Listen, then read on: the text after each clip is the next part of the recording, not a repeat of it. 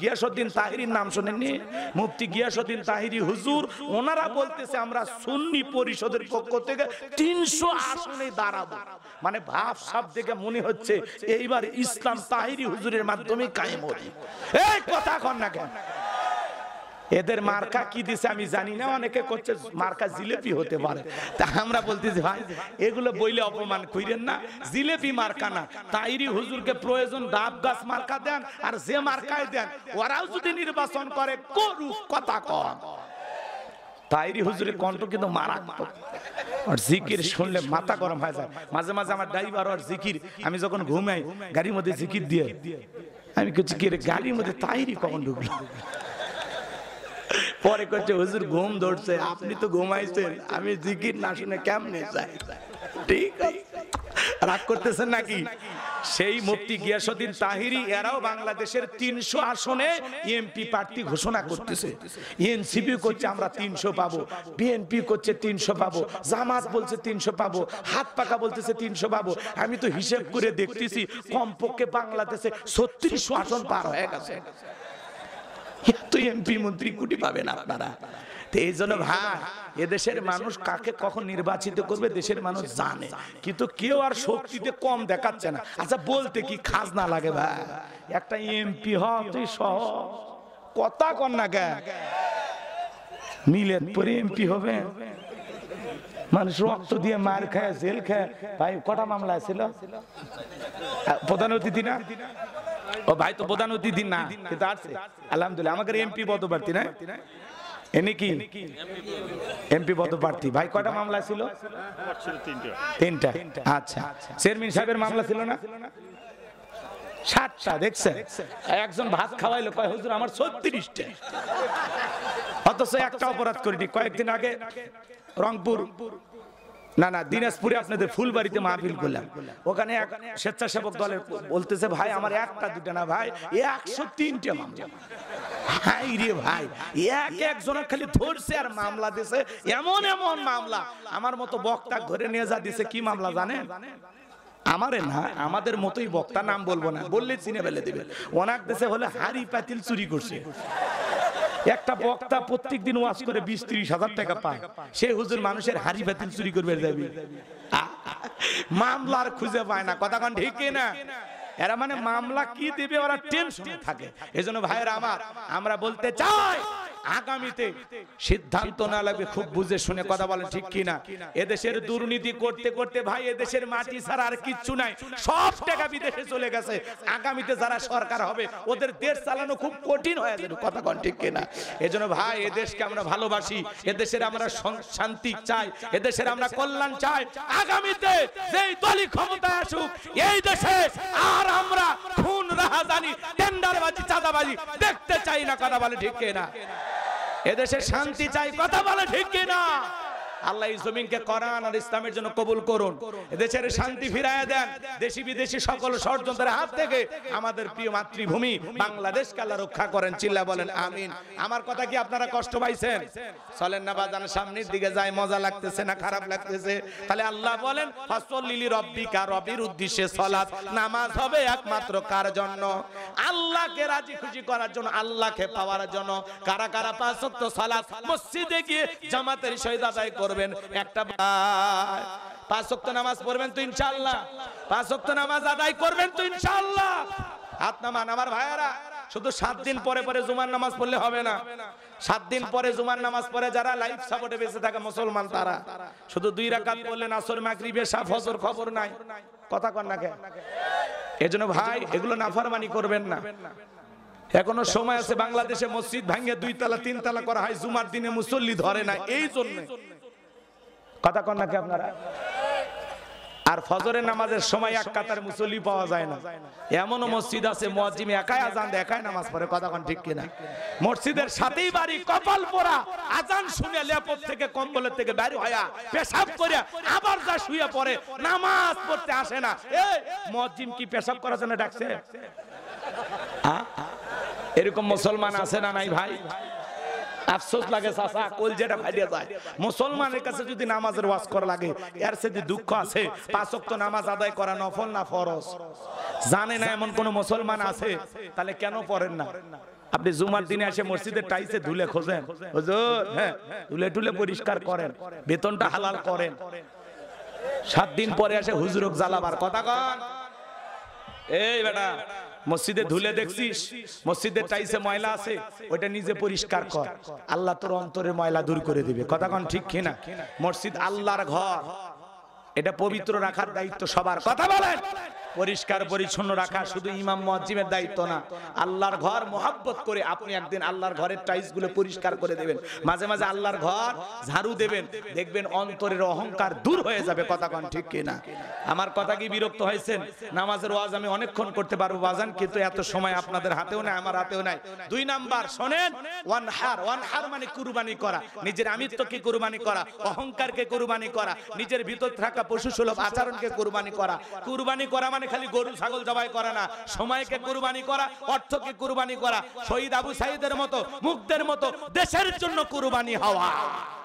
শোনেন, আমাদের সমাজে 7 জন একটা গরু ভাগে কেনে, 4 জন দড়ি ধরে টানে, পেছন থেকে 3 জন ঠেলে। এমন দুর্বল গরু, যেই গরুর উপরে বয়স্ক ভাতা ওয়াজিব। এমন দুর্বল গাবি জবাই করলে হবে না, কুরবানির স্থান পর্যন্ত হেঁটে যাওয়ার শক্তি নেই, কোলে করে নিয়ে গেছে। হুজুর বলতেছে ভাই এই দুর্বল গরু জবাই করে না, উপরে সব হাড় দেখা যাচ্ছে, কেমনি এটা জবাই করি? তখন বলছে হুজুর উপরে হাড় দেখা গেলে ভিতরে গোস্ত সেট করা আছে, এরকম দুর্বল গাবি জবাই করলে হবে না। কথা কয়। আর এলে গরুর বয়স হয়ে গেছে, গোস্ত টান দিবেন, এর থেকে বিরল চলে যাবি, ছাড়ে দিবেন, আবার মাটিয়েল চলে আসবি, খালি স্প্রিং করবি, চাপ দিয়ে খাতে পারবে না, গিলিয়ে খাওয়া লাগবে। আল্লাহ কি বলেন জানেন? তাসুররুন শব্দের দিকে তাকান, তাসুররুন নাযিরিন, চমৎকার হুষ্টপুষ্ট দেখতে সুন্দর একটা গাবি জবাই করা লাগবে। কথা বলে ঠিক কি না? কুরবানির ওয়াজ আমি করব না, আপনাদের হুজুর করবে। এই ভাতিজা বসো, 15-20 মিনিট ওয়াজ করবার। ওটা বসে করে ভাই ভাই ভাই বসেন বসেন, এখনই মজার কথা আছে, বসেন বসেন। না না কিসের পেশাব লাগছে? 10-15 মিনিট পেশাব আটকে রাখেন, পেশাব জনিত যত রোগ আছে আল্লাহ দূর করে দিবি। আমি মুনাজাত অন্তর থেকে দোয়া করে দেব, কিন্তু আমাকে রেখে চলে গেলে আমি মন খারাপ করব। কষ্ট পাচ্ছেন? আমি মুসাফির না মেহমান না, কেউ মেহমান বাসায় রেখে পালিয়ে যায়, আমি মেহমান, আমি আসি, আপনারা একটু থাকেন। একটা তাকবীর দেন, লিল্লাহি তাকবীর। কোন কথা বলছিলাম? কুরবানি দিলে 3টা জিনিস খেয়াল রাখবেন। 1 নাম্বার হলো নিয়ত সহি, ইন্নামাল আমালু বিন্নিয়াত, প্রত্যেকটা কাজ নিয়তের উপরে নির্ভরশীল। অনেকে বলে হুজুর কুরবানি না দিলে নিজের ছেলে মেয়ে মানুষের গোশতের দিকে তাকায় থাকবে, আমি বাবা হয়ে এটা সহ্য করতে পারবো না, আমি কিস্তি তুলে হলেও কুরবানি দেব। কই নতুন মেয়ের বিয়ে দিয়েছে, জামাই বাড়িতে গোশতটা পাঠালে মান সম্মান থাকবে না, অতএব হুজুর সুদের টাকা নিয়ে হলে কুরবানি দেব। এরকম নিয়তে কুরবানি দিলে হবে না। আবার কেউ 2-3 লাখ টাকা দিয়ে গরু কিনে নিয়ে এসে রাস্তার মোড়ে বাঁধে রাখে, মানুষ কয় কার কুরবানি? কয় তালুকদারের। কয় লাখ? কয় 3 লাখ। তালুকদার সাহেব ঠকেন না, জিতছেন। তালুকদার কয় আমি ঠকার মানুষ, পিছনে যে রান দেখা যায় 1 রানে তো 4 মণ গোশত হবে। যারা কুরবানির গোশত গরু নিয়ে আসে কোথায় কি পরিমাণে গোশত হবে হিসাব নিকাশ করে, এদের কুরবানি হবে। কথা কন না কেন? রাগ করতেছেন নাকি আপনারা? তাহলে 1 নাম্বার হলো নিয়ত সহি, আগে খাওয়ার নিয়ত করি না। কুরবানি করা মানে স্যাক্রিফাইস করা, ত্যাগ করা, বিলিয়ে দেয়া, বন্টন করা। ভোগের নাম কুরবানি নয়, ত্যাগের নাম হলো কুরবানি। নিজে না খায়া অন্যের মুখে হাসি ফুটানোর নাম হলো কুরবানি। আপনার প্রতিবেশী গরিব মানুষ মশলা বাইটা, আদা রসুন বাইটা অপেক্ষায় বসে আছে, ছোট ছোট বাচ্চারা বলে মা মশলা তো রেডি, কই রান্না তো তোলো না। বলে বাবা একটু অপেক্ষা কর, ওই যে প্রতিবেশী কুরবানি করছে, কিছুক্ষণ পরে দিয়ে যাবে, ওই গোশতটা দিয়ে গেলে আমি রান্না করব। আপনার প্রতিবেশী দাঁড়ায় আছে, অপেক্ষায় আছে আপনার জন্য, আর আপনি কি করলেন?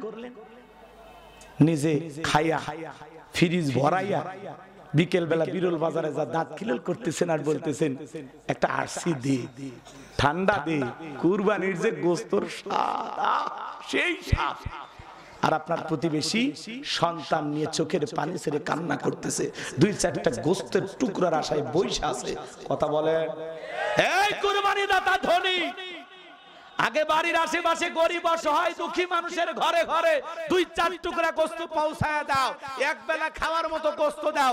আগে ওই গরিবদেরকে খাওয়াও, তারপরে নিজে খাও। কথা বলে ঠিক কি না?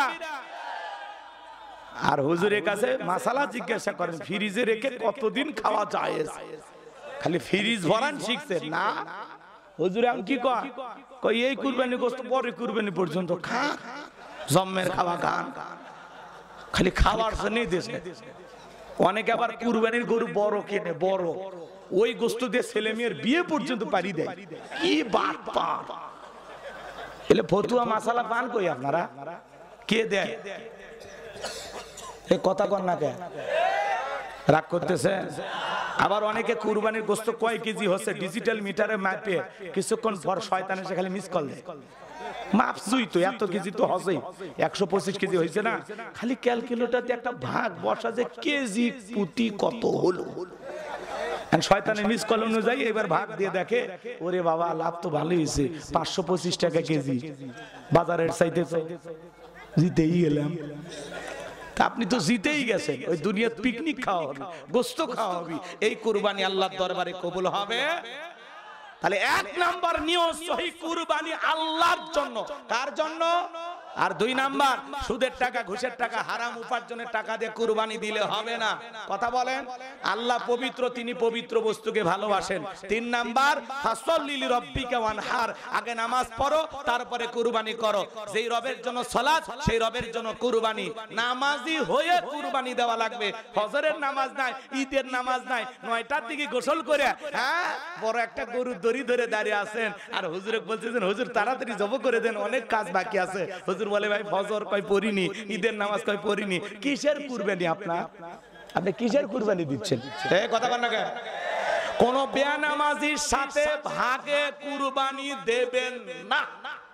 কোন সুদখোর, ঘুষখোর, হারামখোরের সাথে ভাগে কুরবানি দেবেন না।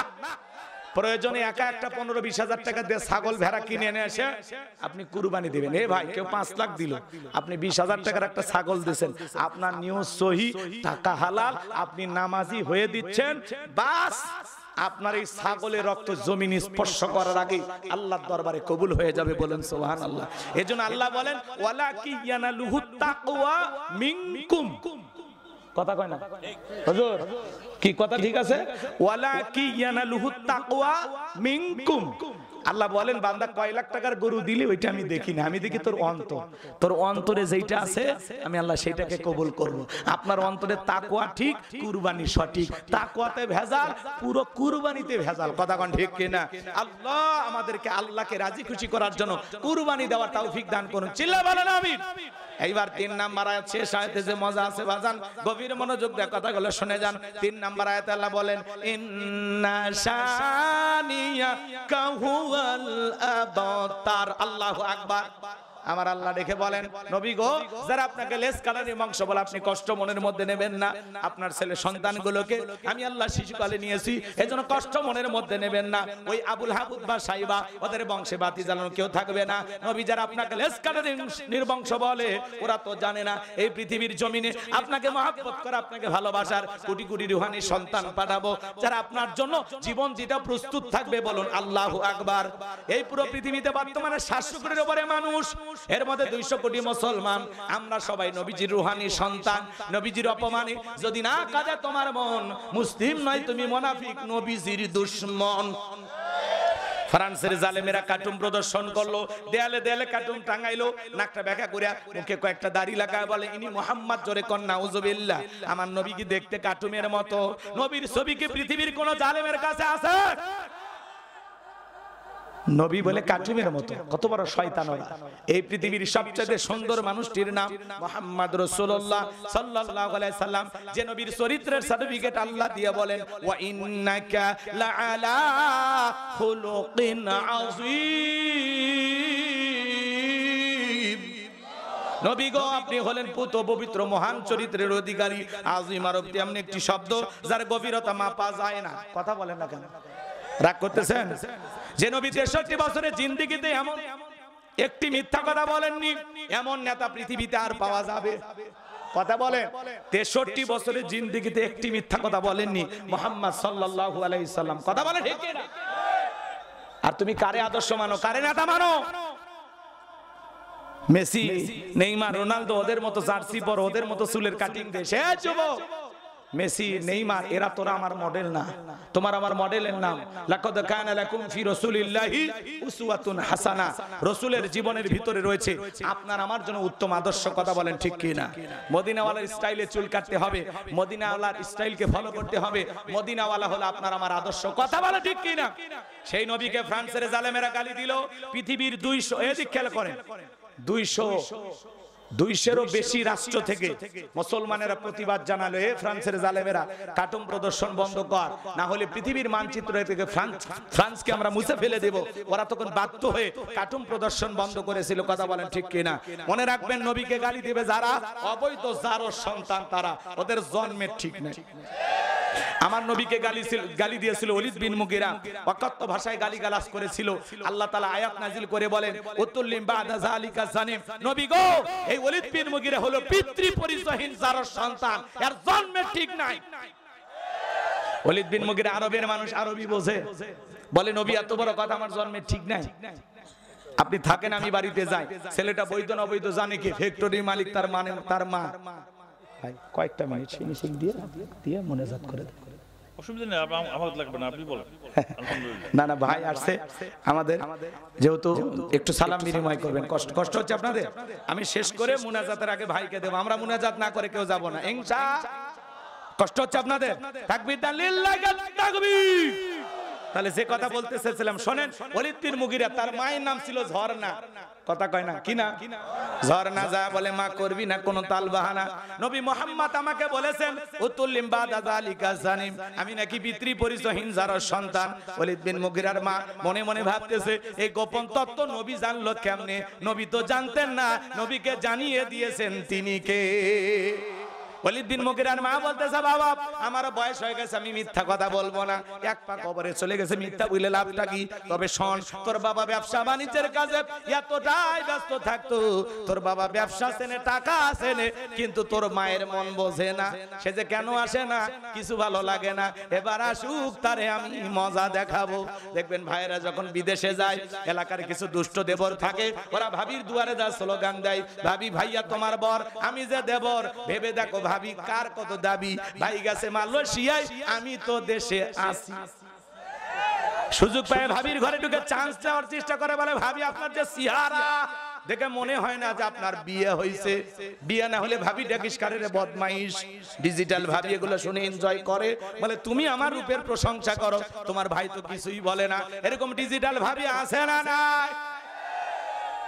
কিন্তু ভাবি যদি মাদ্রাসায় পড়তো, আলেমা হাফেজা হইতো, ভাবির অন্তরে যদি আল্লাহর ভয় থাকতো, ডেকে বলতো কুল্লিল মুমিনিনা ইয়াগুদ্দু মিন আবসারিহিম। আল্লাহ সূরা নূরে জানায়া দিয়েছে, দেবর মুমিন পুরুষের দৃষ্টি থাকবে নিচের দিকে। আমাকে দেখার অধিকার তোর ভাইয়ের আছে, তোর জন্য আমাকে দেখা জায়েজ নাই, ঘর থেকে বের হয়ে যা। মা বোন যারা শুনতেছেন, মা আপনাদের উদ্দেশ্যে বলে যায়, মা আমাকে বারবার বলা হয়েছে একটু মহিলাদেরকে নিয়ে আলোচনা করবেন। মা বোন যারা শুনতেছেন, মা দুইটা পুরুষ হইতে আপনারা 2 কিলোমিটার দূরে থাকবেন। একটা দেবর আর একটা দুলা ভাই, এরা হলো মৃত্যু তুল্য, বিষাক্ত সাপের চাইতেও ভয়ঙ্কর। আজকে সমাজে কি বলবেন? দোস্ত শাশুড়ি কা আচ্ছা, জামাই বাড়িতে আসতেই আসতে পারে না, শ্বশুর বাড়িতে আমরা যাবো না। শাশুড়ি কি করে জানে? নিজে ফল ফুল কাটে 14 বছর 16 বছরের যুবতী মেয়েটাকে বলতেছে, মা এই খাবারটা তোর দুলে ভাইকে দিয়ে আয়। শিয়ালের কাছে মুরগি পাঠাচ্ছে। কথা বল, এই জায়গায় ঘটনাটা উল্টো ঘটা উচিত। মেয়েকে বলবে, মা তুমি একটু খাবার রেডি করো, ফল ফুড কাইটা নাও, আমি একটু ফ্রেশ হয়ে আসি, তোমার দুলে ভাইকে খাবার দিতে হবে। শাশুড়ি কি করবে? মেয়ে খাবার প্লেট রেডি করে দিবে, শাশুড়ি মায়ের মতো নিজে নিয়ে যায় জামাইয়ের সামনে খাবারের টেবিলে খাবার পরিবেশন করে বলবে, জামাই খাও বাবা, দিন দিন শুকে যাচ্ছে, চেহারা খারাপ হয়ে যাচ্ছে, নিজের প্রতি যত্ন নিও বাবা। আমার মেয়েটা কেমন আছে, আমার নাতিপুতি কেমন আছে, তোমার ব্যবসা বাণিজ্য কেমন চলতেছে। শাশুড়ি মায়ের মতো দুইটা গল্পও করবে, সামনে খাবারও দেবে। ইসলাম বাধা দেয়নি। কথা বলে জায়েজ আছে। কিন্তু এই শাশুড়ি কি করলো? শালিক পেটে দিল। এ কথা কন না কেন? মা ওয়াজটা শুনে যান, মা আমল করেন। মা এই পর্দা না থাকার কারণে অধিকাংশ ফ্যামিলিতে অশান্তি। ছোট ভাইয়ের বউ বড় ভাই দেখিচ্ছে, বড় ভাইয়ের বউ ছোট ভাই দেখিচ্ছে, কথা কয় না। ভাগ্নের আশা মামিক দেখতেছে, ভাতিজের আশার চাচিক দেখতেছে, মানে ঘরের মধ্যে কোনো পর্দাই না। দুলে ভাইয়ের সাথে শালি বসে সে লুডু খেলতেছে, কি মজা পরিবারের মধ্যে, খালি মজায় মজা। মানে ইসলাম নাই তো, এই কথা কন না আপনারা। আজকে ঘরের ভিতরে ইসলাম থাকলে এই দেবরেক নিয়ে ভাবি উদা হয়, হ্যাঁ শালিক নিয়ে দুলে ভাই নেটওয়ার্ক বিজি। মাঝে মাঝে এগুলো খবর ঘটে না, আপনাদের এলাকায় ঘটেনি অবশ্য, এলাকার মানুষ খুবই ভালো। শোনেন শোনেন শোনেন শোনেন শোনেন শোনেন, পর্দা আল্লাহর এই বিধান লঙ্ঘন করলে ওই জায়গায় কখনো শান্তি থাকতে পারে না। কথা বলেন। আজকে অধিকাংশ মানুষের চরিত্র নষ্ট হওয়ার যে মূল কারণ, মানুষ বেশি পাপাচার গুনাহ করার যে মূল কারণ, তাহলে এই মোবাইল। কথা কর না, মোবাইলে আসক্ত।